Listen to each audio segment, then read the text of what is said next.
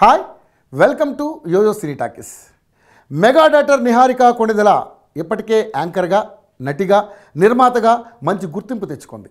ఇన్నాళ్ళు ఓటీటీ సిరీస్లు, యూట్యూబ్లో సిరీస్లు, షార్ట్ ఫిలిమ్స్ నిర్మించిన నిహారిక తన బ్యానర్పై ఇప్పుడు సినిమా నిర్మిస్తుంది.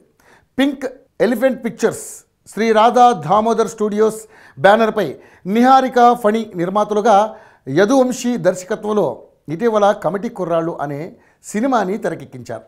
ఈ సినిమా ద్వారా ఏకంగా 20 మందికి పైగా కొత్త వాళ్ళు వెండితెరకు పరిచయం అవుతున్నారు.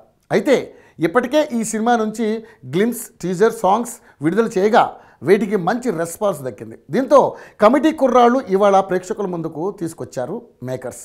మరి సినిమా ఎలా ఉంది, హిట్ కొట్టిందా లేదా అనే విషయాలను యోయో రివ్యూలో తెలుసుకుందాం. ఇక కమిటీ కుర్రాళ్ళు సినిమా స్టోరీ విషయానికి వస్తే, గోదావరి జిల్లాలోని ఓ ఊర్లో, ఓ పల్లెటూరులో 90s బ్యాచ్కు చెందిన 10 మంది ఫ్రెండ్స్ ఉంటారు. వీరిలో కొందరు పెళ్లి చేసుకుని సెటిల్ అయితే, మరికొంతమంది మాత్రం ఇంకా జాబ్ ప్రయత్నాల్లోనే ఉంటారు. ఎంత బిజీగా ఉన్నా కలుసుకుంటూ తమ స్కూల్ అండ్ కాలేజీ రోజులను గుర్తు చేసుకుంటూ ఉంటారు. ఆ ఊళ్ళో వీళ్ళని చాలా తక్కువ చేసి చూస్తుంటారు. అదే క్రమంలో ఆ ఊర్లో ఎన్నికలు వస్తాయి. అందులో విలన్ ప్రతిసారి గెలుస్తూ ఉంటారు. ఈసారి కూడా తానే గెలుస్తాను అని చెబుతాడు. ఆ తర్వాత జరిగిన కొన్ని సంఘటనలతో కమిటీ కుర్రోళ్ళు కూడా ఎన్నికల్లో నిలబడతారు. ఆ తర్వాత ఏం జరుగుతోంది, ఈ 10 మంది ఊరు మొత్తం మెచ్చుకునే విధంగా ఎలా మారుతారనేది సినిమా స్టోరీ.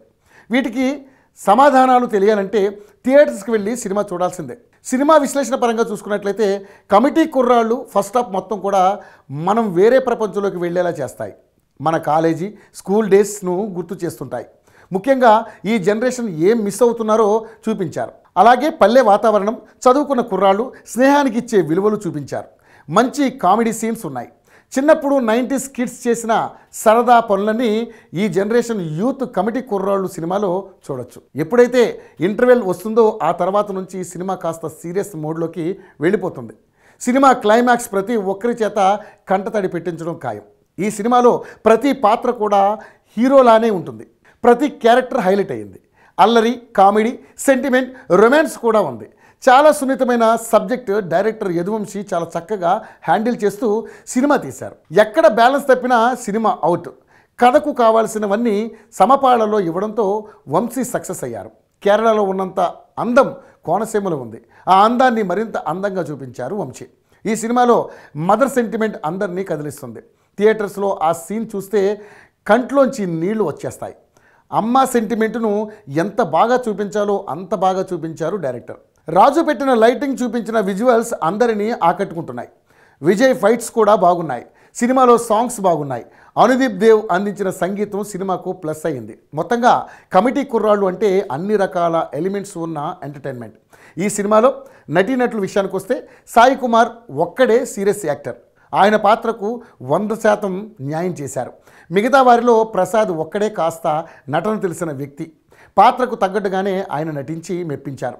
మిగిలిన వారు సందీప్ సరోజ్, యశ్వంత్ పెండ్యాల, ఈశ్వర్ రాచిరాజు, త్రినాథ్ వర్మ, మణికంఠ పరసు, లోకేష్ కుమార్ పరిమి, శ్యామ్ కళ్యాణ్, రఘువరన్, అక్షయ్ శ్రీనివాస్, రాధ్య, తేజ స్విరావు, టీనా, శ్రావ్య, విషిక, బలగం జయరామ్ శ్రీ, లక్ష్మీ కంచిరపాలెం, కిషోర్, జబర్దస్త్ సత్తిపండు వీరంతా తమ పాత్రలకు తగ్గట్టుగా నటించారు. కమిటీ కుర్రాళ్ళు సినిమా కొత్త ప్రయోగమే కానీ ఇందులో డైరెక్షన్, స్టోరీ, సెంటిమెంట్, నటన, కామెడీ ప్లస్ పాయింట్స్గా కొన్ని పాటలు, అక్కడక్కడ కాస్త మాస్ సీన్స్ మైనస్ పాయింట్స్ అని చెప్పాలి. ఓవరాల్గా కమిటీ కుర్రాళ్ళు అంటే 90s మన ఊరు, మన కుర్రాళ్ళు, మన ప్రేమ, మన భావోద్వేగాలు అన్నమాట. అన్ని వర్గాల ప్రేక్షకులకు నచ్చే సినిమా. ముఖ్యంగా ఈ జనరేషన్ పిల్లలు ఏం మిస్ అవుతున్నారో కమిటీ కుర్రాళ్ళు సినిమాలో చూడొచ్చు. హాయ్, హలో, మెస్మరైజ్ చేసే మూవీ ముచ్చట్లు, రిలీజ్ అయిన వెంటనే రివ్యూస్, మీ అభిమాన తారల రియల్ స్టోరీస్, సినిమా సమాచారం ఏదైనా క్షణాల్లో మీ చెంతకు. మరింకెందుకు ఆలస్యం, యోయో సినీ టాకీస్ ని సబ్స్క్రైబ్ చేసుకోండి.